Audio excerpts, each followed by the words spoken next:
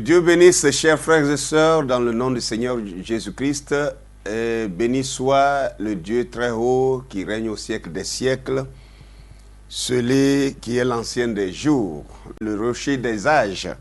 Ce matin, je viens encore devant vous pour une nouvelle vidéo dont j'intitule « L'Éden de Satan ou le paradigme occidental ». Oui, vous avez bien entendu, vous avez bien compris. Je dis bien l'Éden de Satan ou le paradigme occidental. C'est quoi d'abord un paradigme? Déjà pour ceux du message, vous savez déjà ce que c'est que l'Éden de Satan. Mais le paradigme, certains diront, mais c'est quoi encore ce mot? Le mot paradigme, cela décrit simplement la civilisation. C'est-à-dire la manière de vivre, la façon de vivre d'un certain peuple, d'une certaine personne, d'une catégorie d'hommes. C'est ça le paradigme. Alors donc, je veux parler de l'Éden de Satan ou le paradigme occidental. Bien, je commence par la lecture en vous invitant de prendre avec moi Romains chapitre 1, le verset 18, et ensuite le verset 24 au verset 32, que je vais faire la lecture aussi rapidement que possible pour que nous puissions gagner en temps. Ici, il est dit ici, « La colère de Dieu se révèle du ciel contre toute impiété et toute injustice des hommes qui retiennent injustement la vérité captive. » Verset 24. C'est pourquoi Dieu les a livrés à l'impureté selon les convoitises de leur cœur, ainsi ils déshonorent eux-mêmes leur propre corps. Eux qui ont changé la vérité de Dieu en mensonge et qui ont adoré et servi la créature au lieu du Créateur qui est béni éternellement. Amen. C'est pourquoi Dieu les a livrés à des passions infâmes, car leurs femmes ont changé l'usage naturel en celui qui est contre nature. Et de même, les hommes, abandonnant l'usage naturel de la femme, se sont enflammés dans leurs désirs, les uns pour les autres, commettant, homme avec homme, des choses infâmes et recevant en eux-mêmes le salaire que méritait leur égarement. Comme ils ne se sont pas souciés de connaître Dieu, Dieu les a livrés à leur sens réprouvé pour commettre des choses indignes.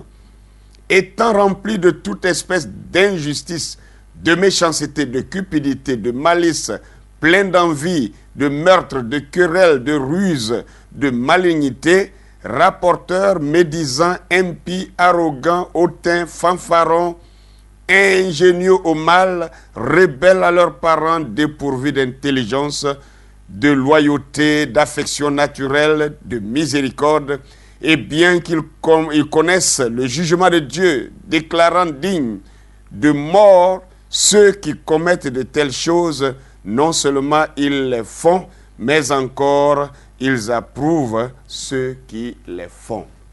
Ceci est la première écriture que je vais utiliser pour base. Alors je voudrais aussi prendre Romains chapitre 2, le verset 7 à 10, car il y a 3 écritures que je voudrais lire pour servir de fondement. Alors, Romains chapitre 2, verset 7 à 10 nous dit ceci. « Il réserve la vie éternelle à ceux qui, par la persévérance à bien faire, cherchent l'honneur, la gloire et l'immortalité. » Il est mis pour Dieu. Je crois que tous les croyants le savent et diront Amen à cela. Mais l'irritation et la colère à ceux qui, par esprit de dispute, sont rebelles à la vérité et obéissent à l'injustice. Tribulation et angoisse sur toute âme d'homme qui fait le mal, sur le juif premièrement, et retenez ceci, sur le juif premièrement, puis sur le grec. Gloire, honneur et paix pour quiconque fait le bien, pour le juif premièrement, puis pour le grec. Car devant Dieu, il n'y a point de favoritisme. Alléluia. Alors, nous lisons le 3e texte dans Jean chapitre 4, le verset 21 à 22. Ici, c'est la conversation du Seigneur Jésus-Christ avec la femme samaritaine. Et au verset 21 de Jean chapitre 4, notre Seigneur dit ceci à la femme. « Femme, lui dit Jésus, crois-moi, l'heure vient où ce ne sera ni sur cette montagne, ni à Jérusalem que vous adorerez le Père. Vous adorez ce que vous ne connaissez pas. Nous adorons ce que nous connaissons, car le salut vient des Juifs. » Nous adorons ce que nous connaissons, car le salut vient des Juifs. Que Dieu bénisse la lecture de sa parole. Alors, voilà un peu mes textes de base, sans oublier que pendant que je parlerai, je vous citerai d'autres écritures de la Bible pour que vous puissiez les vérifier. Ici, c'est toujours dans la même logique, en parlant, n'est-ce pas, des Juifs. Précédemment, nous avons parlé du peuple de Dieu qui était noir, c'est-à-dire les Juifs de la Bible qui sont noirs. Et à la suite de ça, des gens se posent des questions, mais écoutez, pasteur, que tu dis que les Juifs sont noirs, qu'est-ce que ça a à voir avec le salut? L'essentiel, c'est de croire au Seigneur Jésus-Christ. Et si nous croyons au Seigneur Jésus, nous sommes sauvés. Celui qui ne croit pas, qu'il soit noir ou blanc, et il est perdu. Moi aussi, je crois cela. Je crois ce que vous dites. Parce que la Bible n'a pas dit le contraire. La Bible dit que nous soyons noirs ou blancs, nous devons croire à celui que Dieu a envoyé. Et celui que Dieu a envoyé, c'est son Fils, Jésus-Christ, qui est venu pour le salut de l'humanité. Et je le crois aussi. Mais sachez une chose. Dieu a fait les cieux et la terre. Il a fait la nuit et le jour. Il a fait la nuit, la lumière et les ténèbres. Il a fait le haut et le bas. Il a fait l'est et l'ouest. Il a fait le nord et le sud. Il a fait les eaux, il a fait les montagnes. Il a fait les poissons, il a fait les oiseaux. Il a fait aussi les animaux des champs. Il a fait les hommes. Chaque chose a son nom. Et chaque nom a un sens. Maintenant, regardez bien, la Bible dit que le Seigneur Jésus, nous savons bien que Dieu est esprit. Jean 4, verset 24. Et Dieu qui est esprit, il a dit que tous ceux qui doivent l'adorer en esprit et en vérité. Mais nous savons que dans Philippiens chapitre 2, verset 5 à 7, la Bible dit que ce Dieu qui est esprit là, nous savons que Jésus-Christ, lequel existait en forme de Dieu, n'a point regardé comme une proie à arracher d'être égal avec Dieu. Mais il s'est dépouillé lui-même, en prenant une forme de serviteur, en devenant semblable aux hommes et ayant paru comme un simple homme. Ce qui veut dire que Dieu qui est esprit, le Dieu créateur, qui était invisible, a décidé de venir sur la terre des hommes. Et quand il a décidé de venir sur la terre des hommes, il a dû se prendre un corps. Il s'est formé un corps, et ce corps-là, il est venu dans ce corps qui a été appelé du nom d'homme Jésus-Christ. Maintenant, ce corps d'homme, il est né sur la terre des hommes. Et quand Jésus naissait sur la terre des hommes, l'histoire de la tour de Babel avait déjà eu lieu. Donc Dieu avait déjà divisé l'humanité en peuples, en langues, en plusieurs langues, etc., etc. Même la déformation de la peau avait déjà eu lieu à cause du tropique, ou je ne sais pas, à cause de l'endroit où chacun devait vivre, que ce soit froid, dans les pays glaciaux, la peau noire devient blanche, et dans les pays du tropique, la peau noire est conservée dans son originalité. Donc, d'où est venue, n'est-ce pas, c'est la différence des couleurs. Nous le savons bien. La science le dit, et aussi les prophètes le disent. Maintenant, ce Jésus qui est venu sur la terre, il est né dans un peuple donné. Et ce peuple-là s'appelait le peuple hébraïque, le peuple juif. Et Jésus, maintenant, le mot juif vient, n'est-ce pas, de l'une des tribus, des 12 tribus d'Israël. Juda, c'est la tribu de Juda. Et ce sont les descendants de Juda qu'on a appelés les Juifs. Et alors, on a maintenant élargi cela à tous les Hébreux. Mais en réalité, c'est les Judéens. Non, c'est les Judéens, oui, bien sûr, qu'on a appelés les Juifs. Et Jésus étant né parmi les Juifs. Donc sur la terre des hommes, Jésus, notre Seigneur, que nous savons très bien qu'il était Dieu dans la chair humaine, mais dans la chair humaine, il était identifié comme un Juif. D'où il parle à la femme samaritaine ici, et il dit, vous les Samaritains, vous adorez ce que vous ne connaissez pas.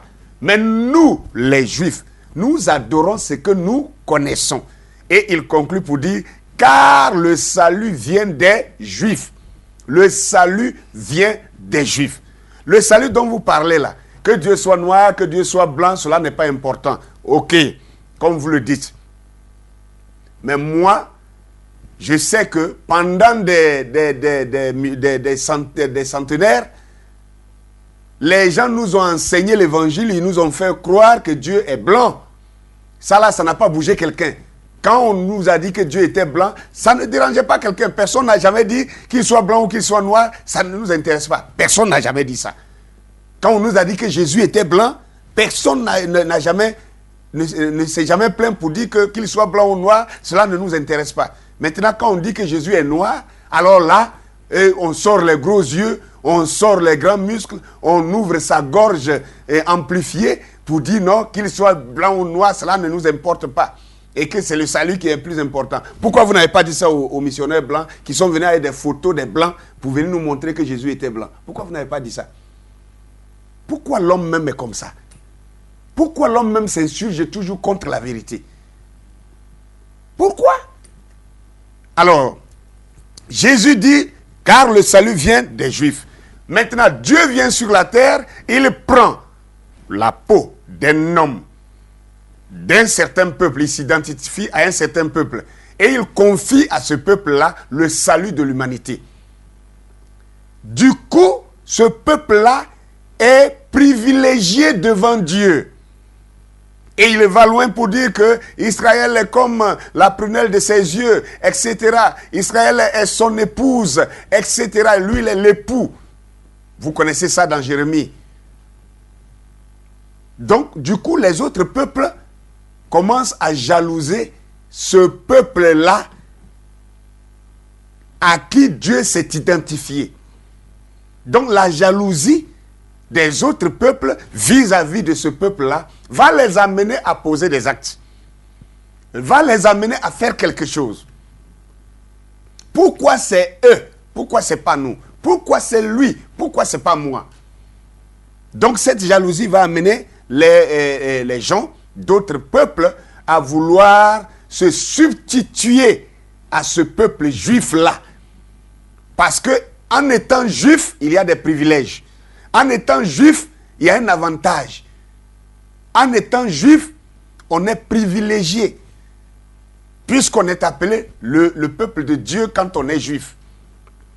Celui qui est juif, il est appelé le peuple de Dieu, le peuple choisi. Celui à qui Dieu a donné, par qui le salut de l'humanité est venu sur la terre.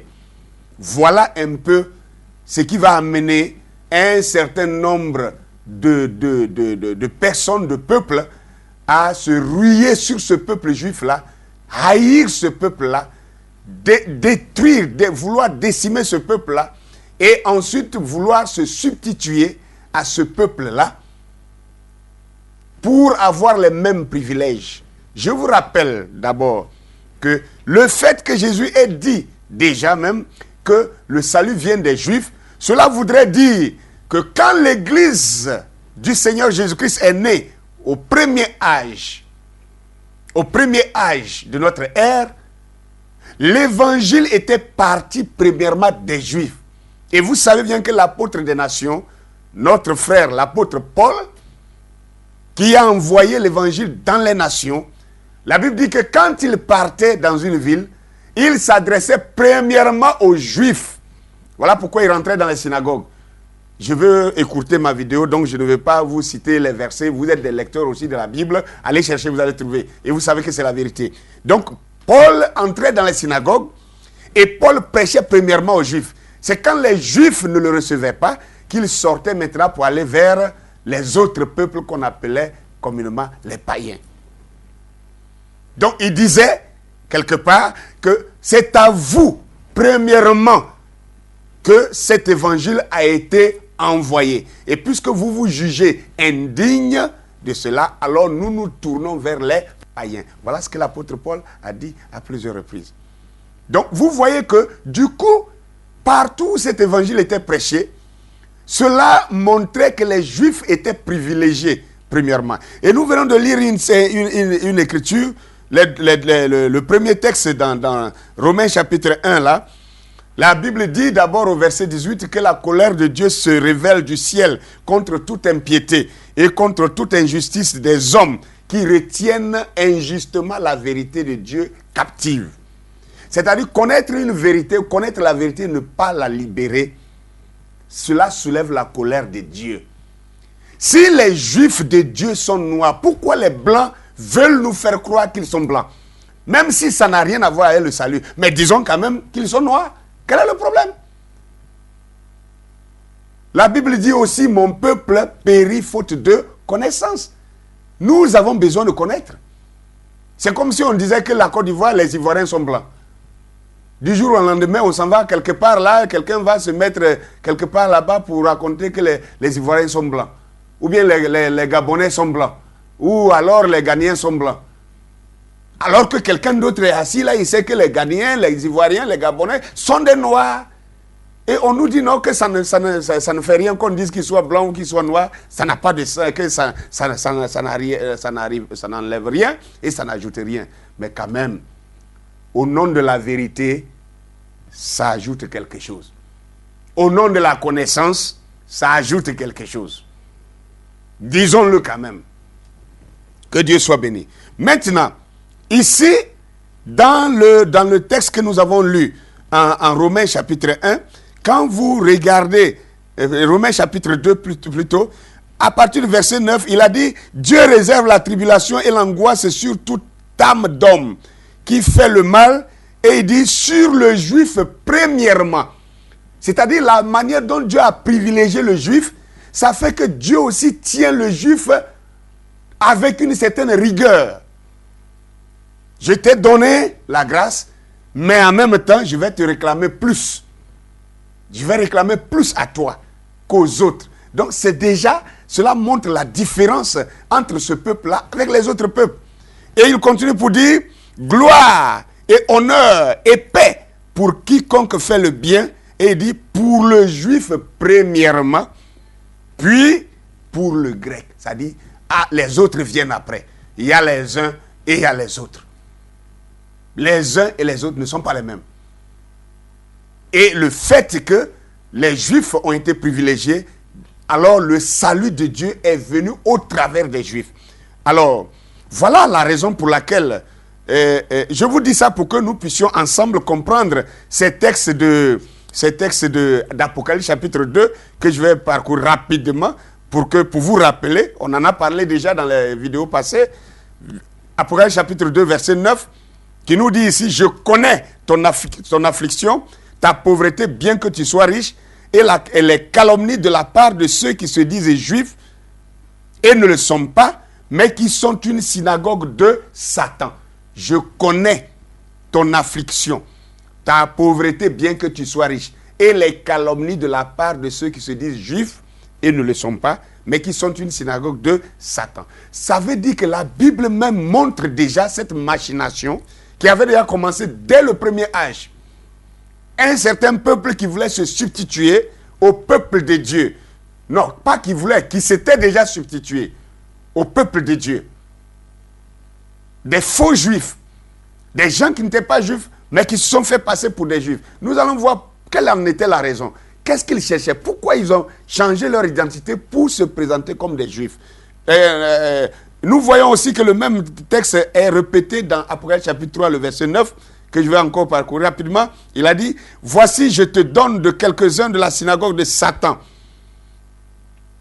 qui se disent juifs et ne le sont pas, mais qui mentent. » Ils se disent juifs, ils ne le sont pas, mais ils mentent. Ça, c'est Dieu qui dit ça. Des gens se sont constitués en juifs, se sont substitués au peuple juif, mais ils ne sont pas des juifs, mais ils mentent. C'est des menteurs. Ils ont menti. Mais nous allons savoir, on va chercher à savoir pourquoi ils ont cherché, pourquoi ils ont menti sur leur identité? Pourquoi ils se sont fait passer pour des juifs alors qu'ils ne l'étaient pas? Pourquoi? Si vous trouvez que ça n'a pas d'importance, c'en est un pour eux. Parce que quelqu'un qui l'a fait, il y a une raison à cela. Il y a une raison à cela. Si nous cherchons les raisons pour lesquelles ils ont fait ça, alors nous allons comprendre si oui ou non, il est important de savoir que Jésus soit noir ou que Jésus soit blanc. Vous allez voir aussi. Parce que si nous comprenons la motivation de ces gens-là, ce qui les a motivés à se substituer au peuple juif, alors nous comprendrons. Nous allons juger nous-mêmes, est-ce important ou non important de savoir la couleur de notre Messie, de notre Seigneur Jésus. Alors, pour cela, je vous demande, et là, je vais m'adresser aux hommes du message, à mes frères qui croyons ensemble, Malachie 4, et je voudrais que vous sachiez ceci. La Bible dit, non, le prophète, notre prophète William Branham, Malachie 4, nous dira ceci, que je vais parcourir afin que vous voyez. Je l'ai quelque part. Voilà. Dans l'exposé des 7 âges de l'Église, nous allons voir quelque chose ici. Exposé des 7 âges de l'Église, je crois qu'il est bon que je vous en donne la page.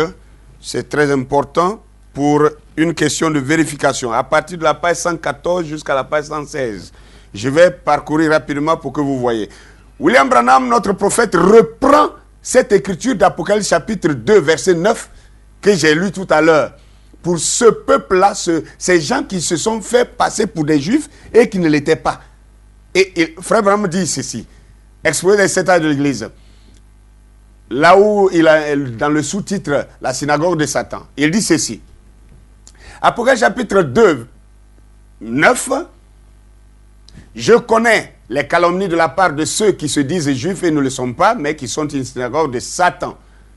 Voici un verset qui aura beaucoup de poids non seulement parce qu'il a un contenu très particulier, mais aussi parce qu'il se répète pratiquement dans un âge qui vient plus de 1000 ans plus tard. Donc Frère Branham dit que ce verset-là a un contenu particulier. Un contenu particulier et très important. Alors il va nous donner l'importance de ce verset. Et il dit alors, Apocalypse chapitre 2, 9, je connais tes œuvres, ta tribulation et ta pauvreté, bien que tu sois riche, et les calomnies de la part de ceux qui se disent juifs et ne le sont pas, mais qui sont une synagogue de Satan. Pour commencer, le mot juif ne s'applique pas à la religion du peuple juif. Ça, c'est la révélation maintenant du prophète. Écoutez attentivement. Il ne s'applique qu'au peuple de Juda. Donc, le mot juif, comme je l'ai dit tantôt, le mot juif est tiré du peuple de Juda, du mot Juda, la tribu de Juda. Exactement dans le sens où moi, je dirais que je suis irlandais d'origine. Ça, c'est William Branham qui dit ça. Il était irlandais d'origine. Ces personnes disaient être des vrais juifs, des véritables juifs par naissance. Ils étaient des menteurs. Ils n'étaient pas juifs ni de naissance, ni par religion. Écoutez très bien ceci. Si tout ceci est vrai, qu'étaient-ils donc? Ils étaient un peuple séduit qui faisait déjà partie de l'Église. Un peuple séduit qui faisait déjà partie de l'Église. Ça, c'est au premier âge là-bas déjà. Et il dit alors, ils appartenaient à la fausse vigne. Ils appartenaient à la fausse vigne. Ils n'étaient pas de la véritable Église, mais de la fausse Église, car Dieu dit qu'ils sont une synagogue de Satan. Or, le mot traduit par synagogue n'est pas le même mot que celui qui désigne l'Église. Donc ici, là, il ne parle pas de synagogue en tant que bâtiment. Donc ça ne désigne pas l'Église. Il dit ce mot ici, tel qu'il est traduit en hébreu, il est différent de la traduction qu'on donne au nom synagogue comme étant une bâtisse. Dans la Bible, Église signifie ceux qui ont été appelés à sortir ou les appelés hors d'eux. Le psalmiste dit de ses élus, bienheureux celui que tu as choisi et que tu as fait approcher. Il habitera tes parvis. Psaume 65, verset 4, selon Darby. Et il dit ici, mais synagogue veut dire assemblée ou rassemblement. Assemblée ou rassemblement. Le mot synagogue de Satan. Synagogue là, ça veut dire assemblée ou rassemblement. Le rassemblement d'un groupe d'hommes. Bien. Cela peut être une bonne ou une mauvaise chose, mais dans ce cas-ci, c'en est une mauvaise. Et Frère Branham dit que c'est une mauvaise chose. Que ces gens se soient rassemblés pour se substituer à des juifs, alors qu'ils ne l'étaient pas. Car ce sont ici ceux dont le rassemblement ne vient pas de Dieu, mais d'eux-mêmes. Ésaïe disait d'eux, voici, ils s'assembleront, mais ce ne sera pas de par moi. Et nous voyons qu'ils se sont rassemblés depuis 1946, 1947, ils se sont rassemblés, regroupés là-bas pour prendre la place du peuple de Dieu, les vrais juifs. Ils sont là-bas, ils disent c'est eux, ils se battent contre les Palestiniens tous les jours, se battent contre les Arabes, mais ni eux ni les Arabes ne sont réellement ce peuple de Dieu qui est décrit dans la Bible ici. Nous continuons. Et il dit alors, celui qui s'assemble contre toi tombera à cause de toi. Ésaïe 54, verset 15. Et il dit alors, comme ceux-ci étaient assurément opposés à la vraie vigne, un jour Dieu les détruira. Un jour Dieu les détruira. J'ai déjà fait des vidéos dans le passé où j'ai démontré que tous ces gens qui sont rentrés, qui sont à Jérusalem actuellement, le peuple de Netanyahou, de Ariel Sharon ou bien de qui que ce soit, actuellement là, ce ne sont pas les vrais juifs. Et Dieu les a rassemblés. Ils sont allés s'asseoir là-bas pour être détruits. La guerre, la troisième guerre qui va amener le roi du Nord, qui n'est rien d'autre que Vladimir Poutine et son groupe, les Russes qui détiennent la première puissance actuellement, ils vont se rassembler avec les Chinois, avec les Coréens, je ne sais pas quoi, avec les Coréens et avec quelques pays africains qui sont en train de se rallier actuellement. Et ils vont rassembler une armée de 200 millions de personnes. Dans la Bible, on les a appelés 200 millions de démons qui vont traverser l'Euphrate pour aller combattre contre, n'est-ce pas, Israël. Mais là, ce ne sera pas les Juifs de Dieu. Ce sera les faux qui se seront prétendus et que Dieu les a rassemblés pour les broyer à Jérusalem. Tout cela se trouve dans les prophéties d'Ézéchiel. Vous pouvez aller vérifier pour voir cela. Que Dieu soit béni. Alors, nous continuons la lecture et il dit ici, mais pourquoi avons-nous des gens qui se sont mêlés dans ce cadre, dans le cadre de l'Église et qui se disent juifs? En voici la raison. Écoutez très bien maintenant. En voici la raison. Comme ils étaient des menteurs, ils pouvaient prétendre ce qu'ils voulaient. Ils pouvaient dire ce qu'ils voulaient comme si c'était vrai et s'en tenir à cela. Et dans ce cas-ci, ils pouvaient mentir avec une très grande ambition comme mobile. L'Église primitive n'était-elle pas presque entièrement, sinon entièrement composée de Juifs, qui étaient ainsi les membres originels de son corps? Les 12 apôtres étaient Juifs. Et les apôtres qui sont venus par la suite étaient soit des Juifs, soit des prosélytes.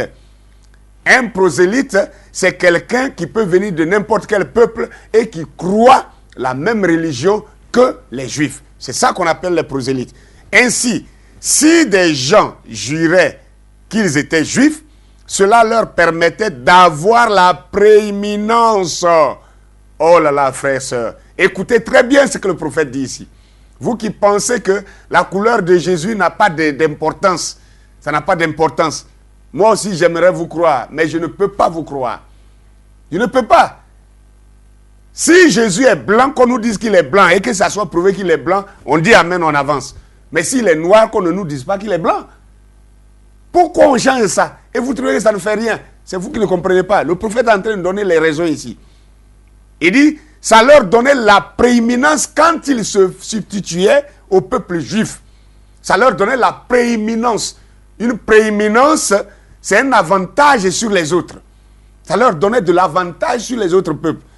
Et quand ils mentaient maintenant, on disait non, ceux-là, ce sont les authentiques, ce sont les originaux. Le salut vient de chez eux. Donc ce qu'ils disent là, nous ferons mieux de croire. Et on les croyait sur parole, alors que c'était des menteurs. Donc ils avaient la prééminence et de prétendre représenter l'original, l'origine de la foi. On dit un mensonge, si on s'en tient, on ignore les faits de l'histoire. Les faits et l'histoire, on se contente de dire et de répéter aux gens, ils finiront par l'accepter. Vous avez compris ça? L'essentiel, c'était d'abord chercher à se substituer au peuple de Dieu, parce qu'ils savaient que Jésus a dit que c'est des Juifs, le salut vient des Juifs. Si le salut vient des Juifs, tous les peuples de la terre qui voudront être sauvés iraient vers les Juifs. Donc, si eux, ils se substituent au peuple juif, quoique n'étant pas des Juifs, alors qu'ils ont des desseins à l'intérieur d'eux, c'est d'apporter le mensonge, c'est de mentir. Donc, ils ont réussi ce coup-là à se faire passer pour des Juifs, alors tous les peuples les croiront, même quand ils mentiront. Donc, ils se sont substitués au peuple juif pour mentir et introduire le paradigme de Satan dans l'humanité. Parce que, autre chose que je voudrais vous rappeler, que vous ne devez pas ignorer. Le vrai pouvoir sur la terre ici, ce n'est pas les militaires. Le vrai pouvoir, ce n'est pas les présidents. Le vrai pouvoir, ce n'est pas les rois qui les détiennent. Le vrai pouvoir, ce n'est pas la mobilisation politique. Le vrai pouvoir, ce n'est pas les partis politiques qui la détiennent. Le vrai pouvoir sur la terre ici est caché dans la religion. Parce que la religion prêche la foi. Il suffit simplement de convaincre un peuple à croire quelque chose de façon indéfectible, que ce peuple sera prêt à aller au charbon. Ce peuple sera prêt à aller mourir pour sa conviction. Les gens meurent pour leur conviction. Quand quelqu'un n'est pas convaincu, il s'engage, s'il voit le danger, il recule. Mais quand quelqu'un est convaincu, s'il s'engage, même danger ou pas danger, il avance et il est prêt à mourir. C'est pour cette raison que les premiers chrétiens n'avaient pas peur d'aller dans la fosse aux lions, n'avaient pas eu peur d'aller dans les fours, dans les fournaises, comme Daniel et ses 3 compagnons. C'est pourquoi les femmes n'ont pas eu peur d'être éventrées, pour qu'on enlève leur bébé pour jouer avec. On a imbibé leurs cheveux de bitume pour les brûler. Et ils ou elles continuaient de professer leur foi. Parce que le vrai pouvoir, la vraie puissance se trouve dans la foi, dans la religion. Dans la foi. Et la religion prône la foi. Donc, c'est pour cette raison que ce peuple-là, qui n'était pas de Dieu, s'est glissé dans le peuple de Dieu. Ils ont écarté le vrai peuple de Dieu. Ils se sont substitués au peuple de Dieu parce qu'ils savaient que le fait que le salut vienne des Juifs, si tu te dis juif et que tu as convaincu les gens d'être juifs, tout ce que tu prêcheras, les autres peuples te croiront. Et par conséquent, tu pourras glisser ton propre paradigme, c'est-à-dire ta propre civilisation, dans les autres peuples facilement et ça passera. Voilà pourquoi. Je peux vous donner un autre exemple. L'empereur Constantin, qui voyait le romanisme sombrer, l'Empire romain était en train de décliner et il ne savait plus comment faire pour élever cela. Et il a saisi cette connaissance-là, que par la foi, il pouvait relever son empire. Alors, il s'est fait passer pour un croyant. Il s'est fait passer pour un chrétien. Je vous dis, Constantin n'a jamais été chrétien. Constantin a accepté, il s'est fait passer pour un chrétien et il a soumis tout son royaume au christianisme juste pour unir l'Église avec son pouvoir. Et du coup, les prêtres, du coup, les prédicateurs, les sacrificateurs, je veux dire, les prédicateurs, les apôtres d'antan, ils se disaient que si ces gens-là étaient de son côté, alors ces gens-là véhiculeraient ces idées dans les prêches, dans les prédications, pour amener tout le peuple entier à croire. Et il a fini par succéder, comment on dit ça? C'est ça? Il a fini par atteindre son but. Il a fini par atteindre son but. Et il s'est fait passer pour un chrétien, alors qu'il ne l'était pas. Ainsi, beaucoup de personnes se sont fait passer pour des juifs, alors qu'ils ne l'étaient pas, parce qu'ils savaient que le vrai pouvoir était là-dedans. Voilà comment ils ont réussi à faire cette chose-là. Et Frère Branham dit ici, dites un mensonge. Continue de répéter ce mensonge, année après année, sans tenir compte de l'histoire, sans tenir compte des faits. Continuez de prononcer, de proclamer la chose. Les gens finiront par l'accepter. C'est ce qu'il vient de dire ici. Et c'est ce qu'ils ont fait. C'est ce qu'ils ont fait. Là, les prophéties bibliques montrent dans Deutéronome chapitre 28, verset 15 au verset 66, jusqu'au verset 68, que le peuple juif ne connaîtrait pas la paix, que le peuple juif serait envoyé en esclavage, le peuple juif serait enchaîné dans des cachots, on mettrait des chaînes à son cou et tout cela. J'ai fait déjà une vidéo dans le passé que j'ai intitulée le contraste entre les vrais juifs de Dieu et ceux qui se disent juifs. Dans ça, vous allez voir. Mais quel est ce peuple sur la terre ici qu'on a enchaîné avec des chaînes, qu'on a mis des chaînes au cou, qu'on a ligoté, qu'on a mis dans des bateaux, qu'on a déporté, qu'on a envoyé en exil partout, dans tous les pays de la terre? Moi, je ne crois pas que ce soit les Blancs, ce ne sont pas les Juifs, les faux Juifs là, les Khazars, les Sepharas, les Ashkenazes qui sont en Israël actuellement, qui se disent Juifs. Moi, je ne les ai pas vus en esclavage. Mais j'ai vu des gens noirs. Et je ne dis pas que tous les noirs qui ont été amenés en esclavage sont des Juifs. C'est pas ce que je veux dire aussi. Parce qu'il y a une prophétie dans la Bible aussi, où j'ai démontré dans cette vidéo passée, que Dieu avait dit de la même manière qu'il allait disperser le peuple juif dans toutes les nations et qu'il les ramènerait plus tard. Il a promis la même chose à l'Afrique. Il a dit que l'Afrique, il disperserait les Égyptiens dans tous les pays, dans toutes les nations de la terre. Et qu'il allait les ramener plus tard pour former un faible royaume. Voilà pourquoi l'Afrique ne décolle pas.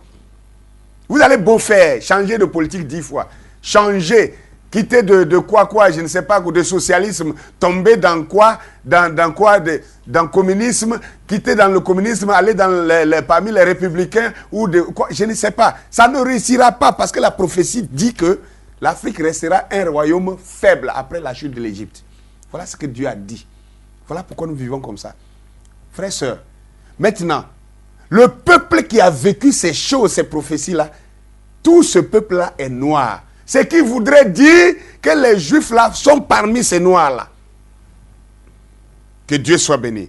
Maintenant, mes frères, mes sœurs, nous venons de voir ici que le prophète William Branham même le dit ici, que la raison pour laquelle ces gens-là ont fait ça, c'est qu'ils savaient que s'ils se substituaient au peuple juif, ils auraient la prééminence sur tous les autres peuples et par conséquent, leurs mensonges, puisque Dieu les a traités de menteurs, leurs mensonges allaient gagner le monde entier. Maintenant, nous allons rentrer dans les choses. Je vous prie plutôt, vous les gens du message, de pouvoir lire ces pages-là de l'exposé des 7 ans de l'Église. Lisez à partir de la page 114 à la page 116. Mais pour la vidéo, je ne peux pas lire tout ça parce que c'est un peu long. Mais je voudrais m'arrêter ici et pour pouvoir maintenant développer mon thème, l'Éden de Satan ou le paradigme occidental. Vous avez bien entendu occidental. Pourquoi occidental?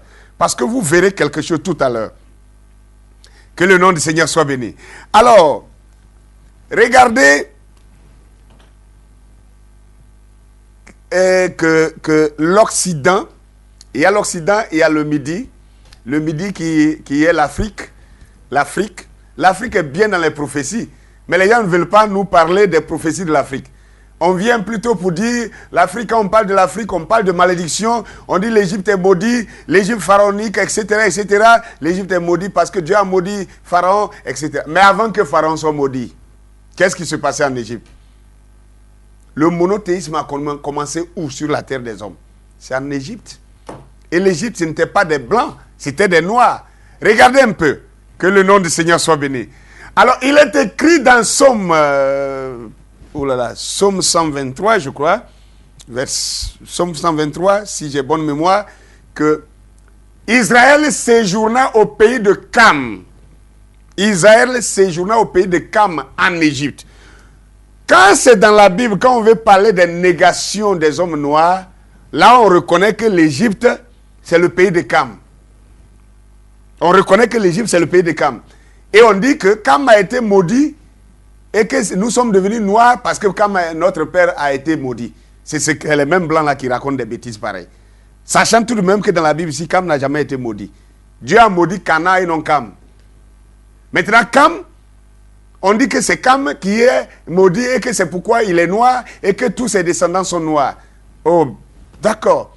Là, la même Bible qui nous dit, que l'Égypte est le pays de Cam. Donc, ça veut dire que l'Égypte pharaonique, ce sont les Kamites qui l'ont bâti. Mais quand ils reviennent maintenant sur le fait que qui a enseigné la civilisation, la vraie civilisation à l'humanité, ils disent non, que l'Égypte là, l'Égypte des pharaons, ce n'était pas des Noirs, que les Noirs ne pouvaient pas construire ces grands sphinx, ces grandes pyramides. Et les Noirs étaient dans les arbres, ils vivaient comme des singes, ils n'avaient aucune connaissance, ils ne savaient pas différencier leur gauche avec leur droite, des bêtises pareilles. Mais la Bible même que vous nous prêchez nous dit que c'est le pays de Cam. Maintenant, quand il s'agit de l'intelligence, de l'art, de la connaissance, de la science, des mathématiques, de toutes ces civilisations-là, on dit non, que l'homme noir est incapable, donc ça devait être des blancs. On essaie de blanchir l'Égypte noire.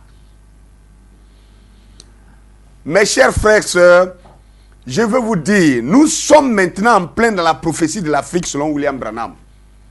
William Branham a parlé du temps de l'Afrique. Il a parlé du temps de l'Afrique. Il a dit que c'est terminé. L'Amérique n'aura plus jamais de réveil universel. Il n'aura plus de jamais, il dit jamais, de réveil universel qui va partir de l'Amérique. Et il a dit ça dans la nourriture convenable, spirituelle au temps convenable. Il n'aura plus de réveil universel qui va partir de l'Amérique. Et il dit maintenant ailleurs ici, voilà ce qu'il va dire ici, dans Apocalypse chapitre 4, première partie, à la citation 13, il nous dit que l'Afrique est obligée d'envoyer des missionnaires en Amérique. L'Afrique est obligée d'envoyer des missionnaires en Amérique. Ça voulait dire quoi? Ça annonçait maintenant le réveil de l'Afrique. Et donc, toutes ces choses, nous devons les dire pour décomplexer l'homme noir qui est assez resté longtemps esclave des esclavagistes blancs, païens, et les païens blancs qui sont venus rendre nos parents, nos aïeux esclaves. Cet esclavagisme continue d'influencer même quand l'homme noir croit la parole, quand il vient dans la foi, il a encore ce complexe-là sur lui. Et c'est ce complexe-là que je veux que vous enleviez. Dans nos pays africains, il suffit que le président de ton pays vienne de ta région ou vienne de ton groupe ethnique, que tu es privilégié. Et les autres font attention à toi. Et ils n'osent pas te brimer, ils n'osent pas te faire des injustices parce qu'ils ont peur que tu aies un parent proche du président ou que le président même soit ton parent direct. Donc vous voyez la priorité qu'un homme peut avoir quand son parent proche est au pouvoir. Et qu'est-ce que vous voulez que je dise quand Dieu a fait de Jésus-Christ un homme noir? C'est pour cette raison les Blancs ont vu ça, ils veulent changer. Ils ont essayé de changer pour faire croire que Jésus-Christ n'était pas noir et qu'il était blanc. Mais si Jésus était blanc, Pourquoi alors les pharaons, les Égyptiens qui étaient noirs déjà, c'est prouvé par l'histoire aujourd'hui. Tous les anthropologues sont d'accord, tous les archéologues sont d'accord, tous les scientifiques, les historiens sont d'accord que l'Égypte ancien était noir jusqu'à ce que les Berbères viennent là. C'était les Noirs qui y habitaient.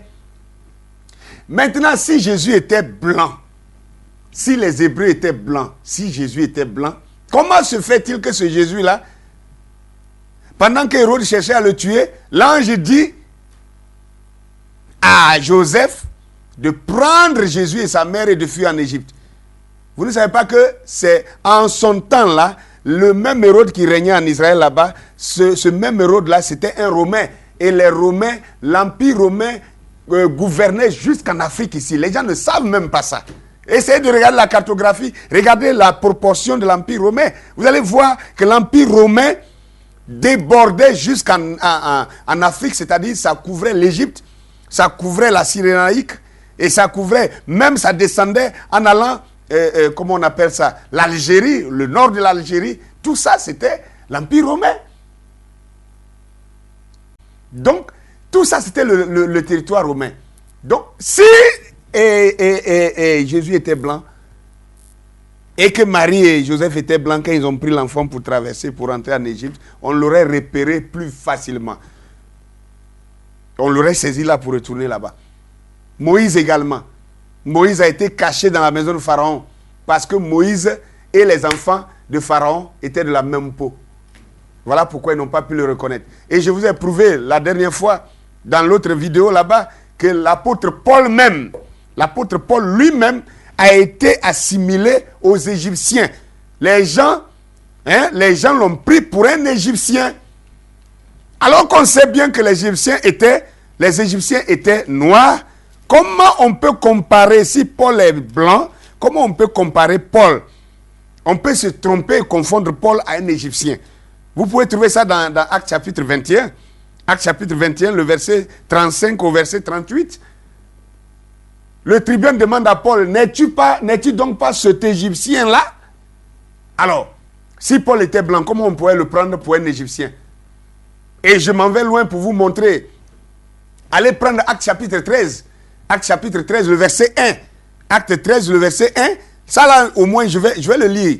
On a un peu de temps. Je vais le lire rapidement. La Bible dit, il y avait dans l'église d'Antioche des prophètes, des docteurs, Barnabas, Siméon appelé Niger, Lysius de Cyrène, Manahen qui avait été élevé avec Hérode le tétrarque et Saul. Regardez maintenant. La lecture a été faite rapidement, mais je reprends maintenant. Il dit, dans l'église d'Antioche, il y avait des prophètes et des docteurs. 2 points. Barnabas, virgule, Siméon appelé Niger, virgule, Lysius de Cyrène, et virgule, Manahen qui avait été élevé avec Hérode le tétrarque, virgule, et Saul. Saul qui est devenu Paul, que vous connaissez. Maintenant, regardez. Frères et sœurs, j'ai ici la Bible, et vous pouvez le lire, le Nouveau Testament, français, grec. Français, grec. Du grec en français. Nouveau Testament, interlinéaire, grec, français. Et le gréco-français, ici, va nous dire le mot Niger, même si je prenais l'œil du profane. L'œil du profane, on dit ici, Siméon appelé Niger. Siméon appelé Niger. Sur toute la terre des hommes. C'est où? C'est quelle partie de la terre on appelle Niger? Il y a un fleuve qui coule quelque part sur un certain continent qui s'appelle le fleuve Niger. Et ce fleuve Niger-là, le pays qui le traverse le plus a pris le nom. Le Niger. Même si on lit ça avec l'œil du profane, on pourrait dire, quand on dit par exemple, on pouvait dire Siméon du Gabon, Siméon du Gabon, Siméon, ou bien je ne sais pas quoi, Siméon le Jamaïcain. Ça veut dire qu'il vient du Jamaïque, ça veut dire qu'il vient du Gabon. Siméon de Côte d'Ivoire, ça veut dire qu'il vient de Côte d'Ivoire. Donc on dit Siméon appelé Niger. Mais là, je parle de l'œil profane. Mais maintenant, l'œil spirituel, qu'est-ce que ça veut dire? Le mot Niger ici a été repris là Et on nous dit qu'en grec, le mot grec Niger, le mot Niger en grec, ça veut dire noir. Donc ça veut dire le noir, Siméon le noir. Comment un blanc peut s'appeler le noir? Comment un blanc peut s'appeler le noir? Donc Siméon appelé le noir, Siméon le noir. Et Lysius de Cyrène. Les gens ne savent même pas que la Cyrénaïque, c'était aussi, c'est un territoire africain. La Cyrénaïque, c'est simplement l'Afrique du Nord ici. C'était un territoire égyptien. Et c'était les Noirs qui habitaient là. Donc ça veut dire que non seulement Siméon est noir, Lysius de Cyrène est noir. Maintenant, nous avons prouvé que Paul est noir. Et si Paul est noir, alors moi je ne crois pas que ce soit Barnabas ou Manahem qui ne serait pas noir.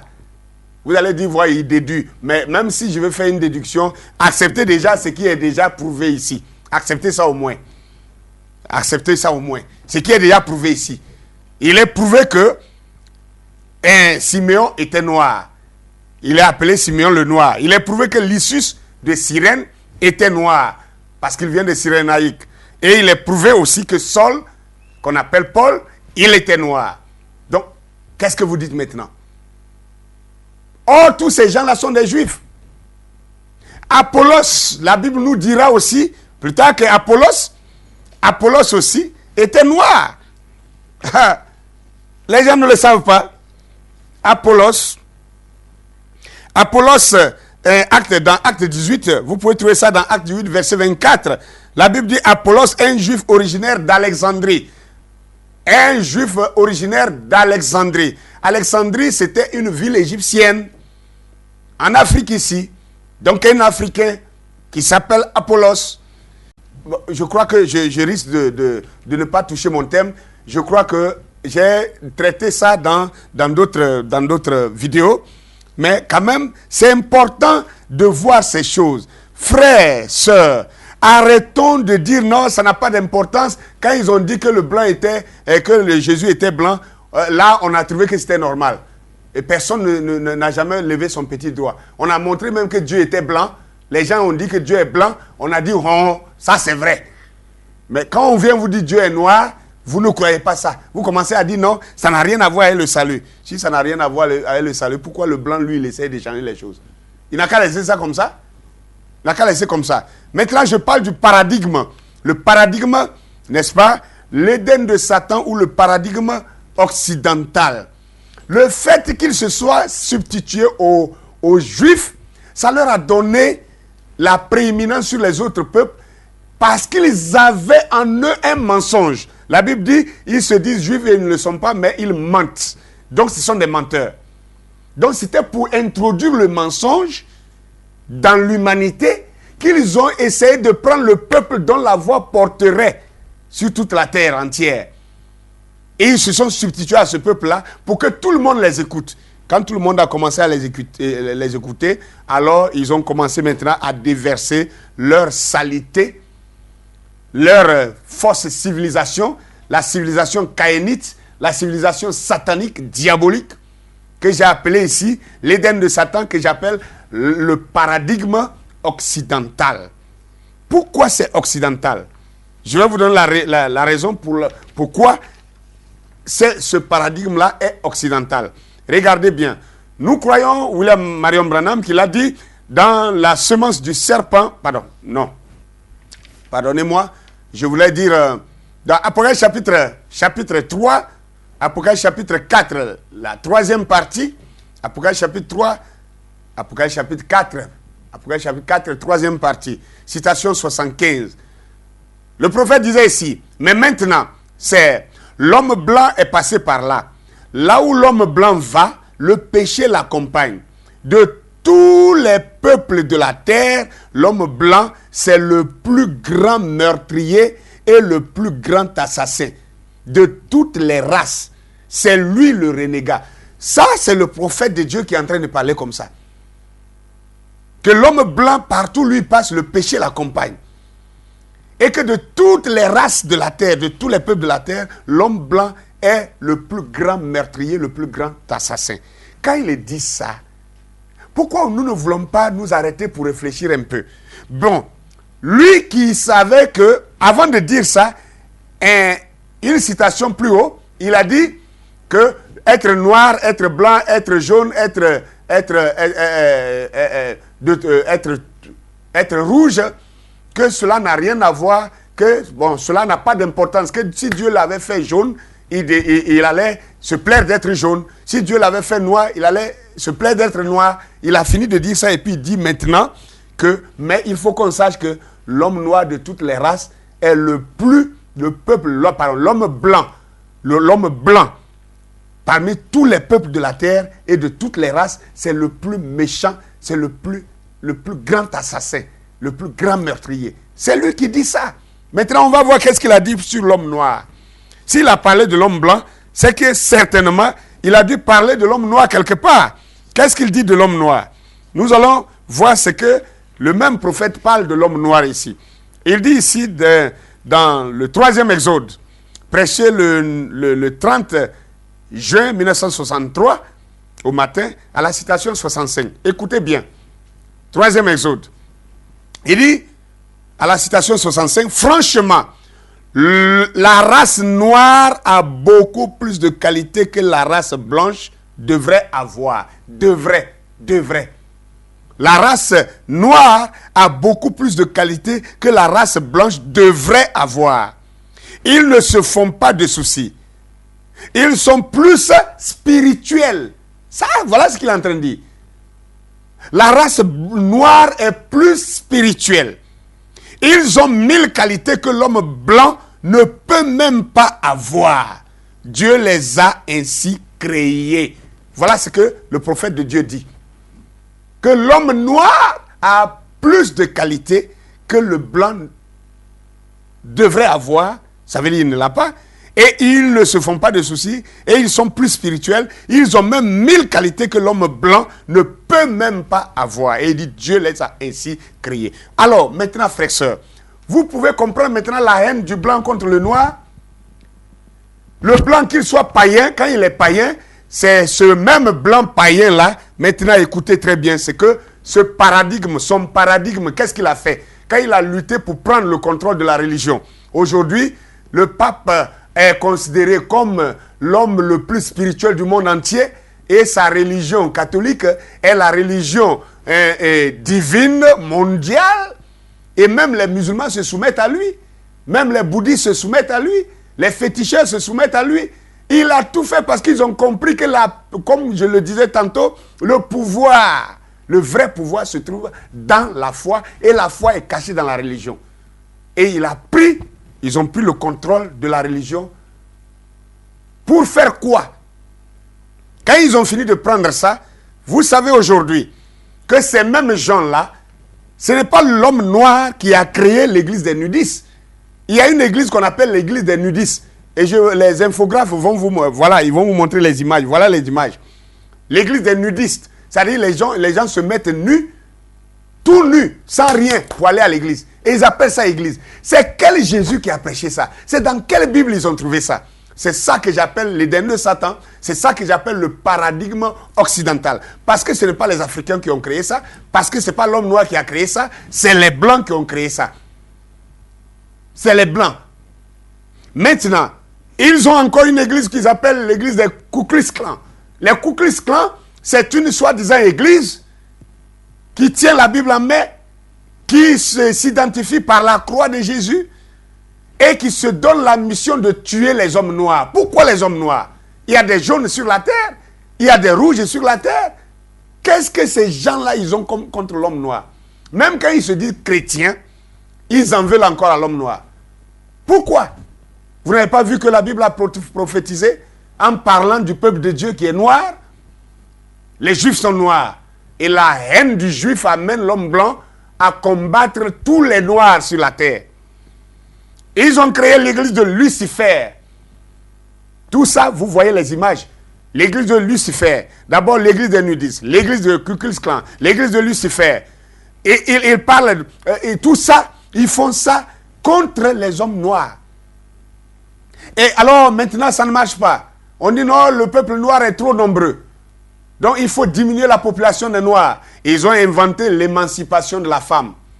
Tandis qu'en Afrique, la femme est toujours soumise à son mari. La femme est restée respectueuse à son mari, restée au foyer pour prendre soin des enfants, éduquer les enfants. Dieu a donné des seins à la femme ou les mamelles de la femme pour allaiter ses bébés. Ils ont dit non, les femmes ne doivent plus rester à la maison. Les femmes doivent aller travailler. Et en ce moment, alors, si la femme doit aller travailler, qui va élever son enfant? Qui va instruire son enfant? Qui va éduquer son enfant?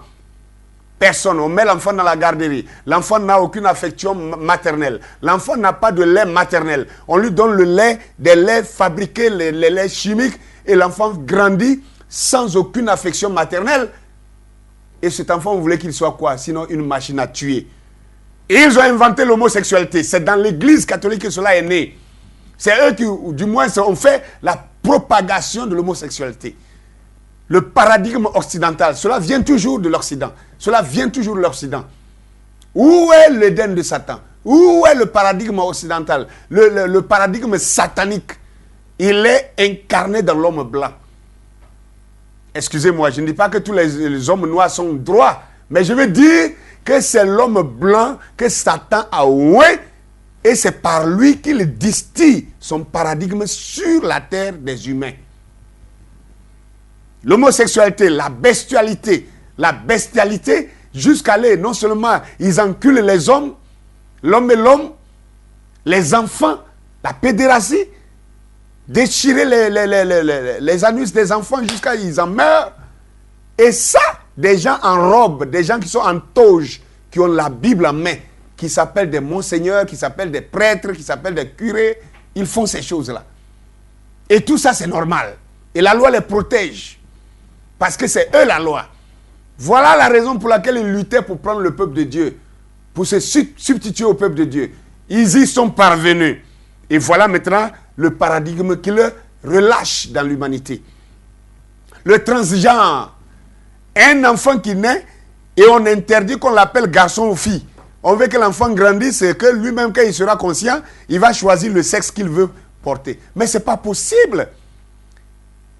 Les gens ont marché en Europe la dernière fois, des jeunes gens, pour qu'on leur laisse la liberté d'aller changer leur sexe. C'est-à-dire, tu es né garçon, tu t'en vas, tu coupes ça. Tu coupes ce qui fait de toi un garçon. Et on va faire la chimie médicale pour te transformer en femme, pour que tu portes une grossesse. Vraiment, le paradigme occidental est diabolique. Le paradigme satanique, c'est satanique. On va loin. Il parle de quoi maintenant? De soi-disant éducation sexuelle à la maternelle, pardon, à la maternelle. Alors, il montre un peu, il faut enseigner la sexualité aux enfants à la maternelle. Mais de quoi il est question même? Et que les enfants sont libres de faire le sexe. Il faut qu'on leur apprenne. Ils ont fait ça, ils ont enseigné ça. Certains enfants ont été achoppés, sont tombés en syncope. Et les parents se sont plaints, on a attrapé les parents pour les mettre en prison. Si ça là, ce n'est pas Satan, c'est quoi? Dites-le moi. Pourquoi toujours c'est l'homme blanc qui envoie ces choses? Pourquoi? Pourquoi toujours ça vient de l'Occident? La maison de retraite. Chez nous en Afrique ici, je vous rappelle même que cette semaine même, la semaine passée, le samedi passé, vendredi, on était allé accompagner un ami pasteur qui a perdu sa maman qui avait 102 ans. Sa mère avait 102 ans. Et son papa vit encore, son papa a 110 ans cette année. 110 ans. Et il est en forme, il marche. Mais ce vieux-là, on n'est pas allé le déposer dans une maison de retraite. La maman, là, jusqu'à ses 102 ans, on ne l'a pas déposée dans une maison de retraite. Elle a ses petits-enfants, ses arrières, jusqu'à la 4e génération. On a toujours pris soin d'elle à la maison jusqu'à ce qu'elle meure paisiblement. Chez les Blancs, ça ne se fait pas. En Occident, une vieille maman, les enfants n'ont pas le temps de prendre soin de leur maman. On la soulève, on s'en va la déposer dans un mouroir qu'on appelle maison de retraite. Et adieu, on attend le coup de fil de sa mort pour venir enterrer ses restes et puis c'est fini, on avance. Quel est ce paradigme s'il n'est pas du diable? s'il n'est pas satanique? Est-ce que ceci est biblique?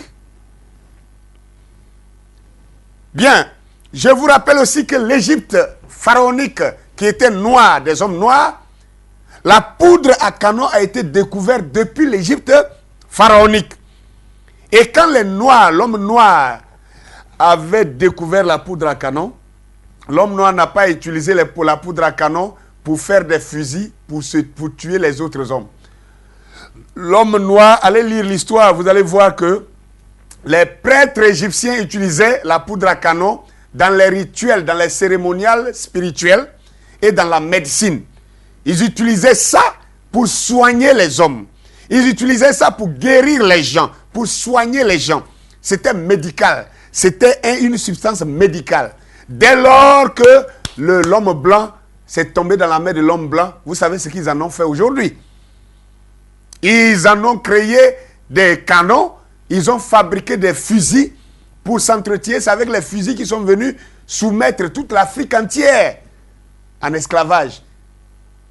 3 ou 4 blancs pouvaient arriver dans un bateau et ils domptaient tout un royaume africain. Parce que les Africains, ils vivaient dans la paix. Ils n'attaquaient personne, ils n'agressaient personne. Le blanc a pris ça pour dominer l'homme noir et le soumettre et le réduire en esclave. Voilà le paradigme occidental. Et aujourd'hui, qu'est-ce qu'ils en font? Avec cette même poudre à canon, ils ont fabriqué des bombes, ils ont fabriqué des chars, ils ont fabriqué les Kalachnikov. Maintenant, ce sont les bombes hypersoniques, les sous-marins, les drones, les quoi. Tout ça dans le but de tuer. Tuer. La médecine qui était soignante en Égypte, la médecine est devenue un moyen pour inventer ou fabriquer ce qu'ils appellent les armes bactériologiques et les armes chimiques pour mieux tuer. Dès que toute cette connaissance est tombée dans la main de l'homme blanc, voilà ce qu'il en fait. Alors que l'homme noir a régné pendant 3200 ans. 3200 ans. Avec toute cette connaissance-là, sans jamais faire du mal à quelqu'un. Sans jamais faire du mal à l'humanité. L'homme noir utilisait ça plutôt pour le bien de l'humanité. Quand l'homme blanc s'est saisi de cela, voilà ce que cela est devenu. Comme si ça ne suffisait pas. Ils sont tombés dans la falsification de la nourriture pour mieux tuer l'humanité. Ils ont appelé ça les OGM. Organismes génétiquement modifiés. Et aujourd'hui, ça nous tue par des cancers, par des tumeurs, par toutes sortes de maladies. Des crises cardiaques, des AVC et tout ça. Des repas empoisonnés. Voilà le paradigme occidental dont je parle. Ils ont fait quoi encore? Regardez la devise même de l'homme blanc. Mais ça, sincèrement, c'est pitoyable, c'est même alarmant de dire que qui veut la paix prépare la guerre. Celui qui veut la paix, il n'a qu'à préparer la guerre. Mais attendez, est-ce que ça va dans la tête? Qui veut la paix prépare la paix. C'est ce que nos ancêtres africains, les Noirs, faisaient.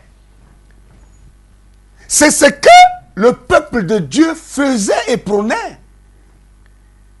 Mais ils ont renversé, ils disent qui veut la paix, qu'il prépare la guerre. Voilà pourquoi ils sont à la course effrénée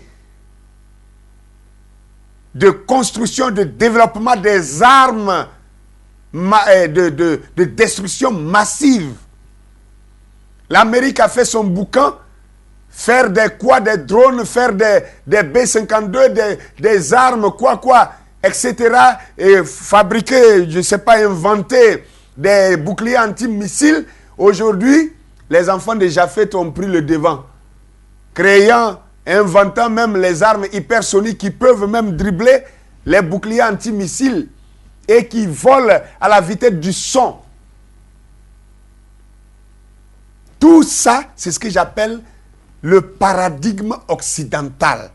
Maintenant, frères et sœurs, vous allez voir que tout cela est parti du fait que ces gens-là se sont substitués au peuple de Dieu. Et vous trouvez que ça, là, ce n'est pas important de savoir? de quelle couleur le peuple de Dieu était. Maintenant, je reviens pour conclure et vous dire ceci. Mes frères, mes sœurs, si notre prophète, le prophète de l'âge nous dit que l'homme blanc est le plus meurtrier de tous les peuples de la terre, de toutes les races de la terre, que l'homme blanc est le plus meurtrier, le plus grand assassin, et que partout où lui va, le péché l'accompagne. Je sais que dans la Bible, celui qui marchait partout avec le péché, il s'appelle Caïn. Caïn, le père du mensonge. Le père du mensonge qui est le diable lui-même. Maintenant, le même prophète nous dit que l'homme noir, lui, bien au contraire, il est plus spirituel, il a plus de qualités que l'homme blanc devrait avoir, et il a 1000 qualités que l'homme blanc ne peut même pas avoir. Et il dit, Dieu les a ainsi créés. Mes frères, vous ne voyez pas que ça a quelque chose à voir avec la mélanine? C'est la mélanine qui a rendu notre peau noire. Et je vous donne un exercice avant de terminer. C'est que allez chercher sur Internet, vous allez voir. Il y a des savants, un ensemble, un groupe de savants qui ont essayé de développer sur le thème, comment on appelle ça, la mélanine. Ils ont prouvé que même l'embryon, même l'enfant, la formation d'un enfant dans le ventre d'une femme, ça commence par la mélanine. Et c'est la mélanine qui forme la vie. Donc la substance de la vie elle-même, c'est la mélanine. Cette mélanine se trouve être en grande proportion dans l'être, dans la race noire. Et elle se trouve être en minorité, en très faible quantité, dans la race blanche. Et il est dit aussi que cette partie, cette petite chose qui est dans l'homme, cette chose-là a quelque chose à voir avec sa relation avec Dieu. Donc, plus l'homme noir a cela, possède ça en abondance, c'est ce qui fait que les hommes noirs, l'homme noir a trait à la connexion avec Dieu. L'homme noir, il est un adorateur, c'est un croyant. Même s'il il croit mal, même s'il adore mal, mais il croit au Créateur. Vous ne pouvez jamais enlever de la tête d'un homme, d'un Africain, d'un noir, que Dieu existe. Vous ne pouvez pas enlever ça. Par contre, chez le blanc même s'attelle à enseigner et à convaincre, il veut même imposer cela au monde entier, que Dieu n'existe plus, que Dieu n'existe pas. Mais j'ai toujours dit, comment peux-tu nommer quelque chose et ensuite dire que la chose n'existe pas? Tu dis Dieu, dans ta propre langue, en français, il y a Dieu, en anglais, il y a Dieu, en espagnol, il y a Dieu, en quoi, en polonais ou en russe ou en quoi, il y a Dieu. Et tu le nommes et tu dis qu'il n'existe pas. Comment tu peux nommer quelque chose et dire que la chose n'existe pas? Il n'y a que chez les blancs qu'on trouve les athées. Maintenant, s'il y a un noir qui se dit athée, c'est parce qu'il a vécu longtemps chez les hommes blancs. Tous ceux qui vont chez les hommes blancs, qui y demeurent pendant des années, la Bible dit, les mauvaises compagnies corrompent les bonnes mœurs. Mais quand même ils se comportent comme ça, si on les ramène en Afrique ici, au bout de 5 ans, 10 ans, ils reprennent leur lucidité et ils commencent soit à adorer un caillou ou un bois ou de l'eau, où ils adorent le vrai Dieu. Pendant que l'Europe ferme les églises pour en faire des musées, l'Afrique ouvre ses salons, les chambres à coucher pour faire des lieux d'adoration à Dieu. Ça devrait vous dire quelque chose. Frères, sœurs, pour ne pas élargir la vidéo, je voudrais vous amener à comprendre que ne négligez pas cette révélation. Je vous ai prouvé que Dieu lui-même est noir. C'est dans cette Bible ici que j'ai montré ça. Allez chercher ma vidéo où j'ai dit la description raciale de Dieu et de son peuple dans les Écritures. Vous allez voir que tous les prophètes qui ont vu Dieu dans la vision, ils ont montré que Dieu était semblable à du bronze, il était semblable à du sardoine, à du jaspe, et il avait des cheveux laineux, ce qui veut dire cheveux crépus, et ses yeux étaient noirs comme du bronze. Écoutez, ses pieds sont noirs comme du bronze, et ses cheveux sont laineux.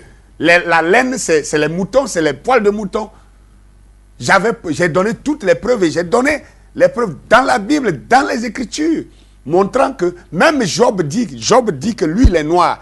et que ce n'est pas le soleil qui l'a noirci. Lui, il est noir d'origine. Job était qui? Job est un descendant d'Abraham. Job est le fils de Madian, et Madian, c'est l'un des fils de Ketura. Ketura, c'est la troisième femme d'Abraham. Abraham, après la mort de Sarah, a marié une femme appelée Ketura qui lui a fait 6 enfants. Et Job est l'enfant de l'un de ces 6 enfants. Et Job ne pouvait pas être noir si Abraham était blanc. Job ne pouvait pas être noir, ce n'est pas possible.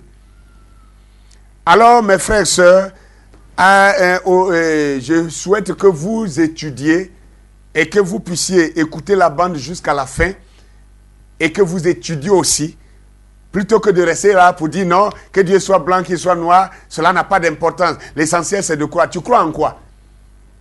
Tu crois en un Dieu que tu ne connais pas? Tu dois le connaître. Tu dois le connaître.